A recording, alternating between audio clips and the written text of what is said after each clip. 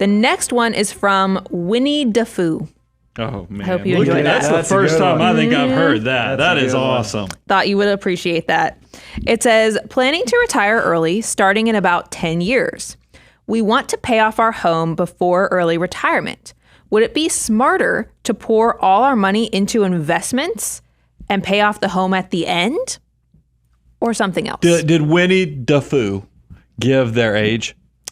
Did not. But Winnie the Pooh, if you're out there, if you'd like to give us your age to give us some more context, that'd be great. No, I'm going to let you say, because I know what you're going to say.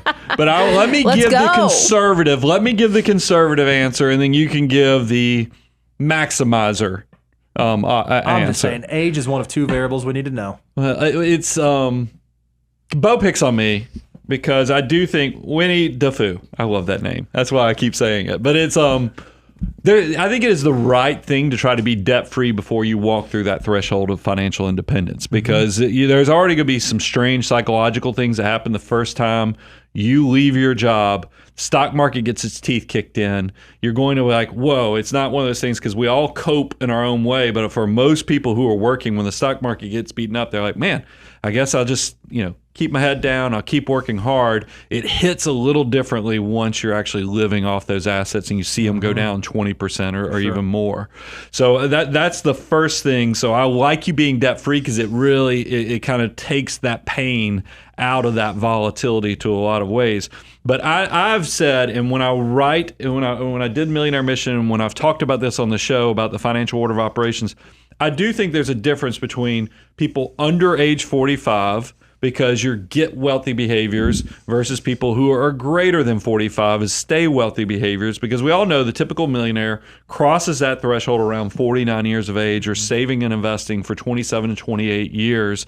So it's right in that time. Plus, when you overlay that with the wealth multiplier, if you go to moneyguy.com/resources, see what every dollar has the potential to become for you, you see that there is that balance between what money can do while you're young versus when you get older. It's just not as much of a trade-off. Now, what Bo is going to allude to, and this is something we've talked about, because I had my own arbitrage situation.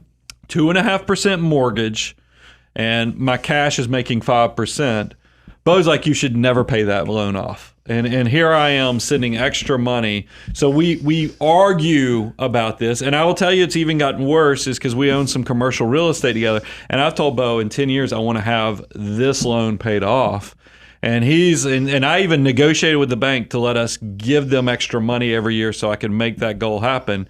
But Bo, what's the rest of the story on what a maximizer does? What we recognize is that if you have a mortgage that's super, super low interest, let's say that it's a 2.5%, 3.5% mortgage, it's very easy to go deploy your dollars elsewhere to earn more than that. Like every dollar you apply to that mortgage saves you that interest rate and interest. However, if I could go deploy that dollar and go earn 7%, 8%, 10% per year, there's a good chance that even if I wanted to be debt-free in 10 years, even if I wanted to write a check to pay for the mortgage, it would be a more optimal solution, a more efficient way to get there by investing those dollars to grow. And then once the account hits the size of the remaining mortgage, then pay it off. The one variable, DeFoo, we don't know is what's your mortgage interest rate, because my advice changes based on that. 2.5%, 3%, I think it's really, really hard to justify not building up, like investing the dollars, letting the pot of money grow up, then having a check to write.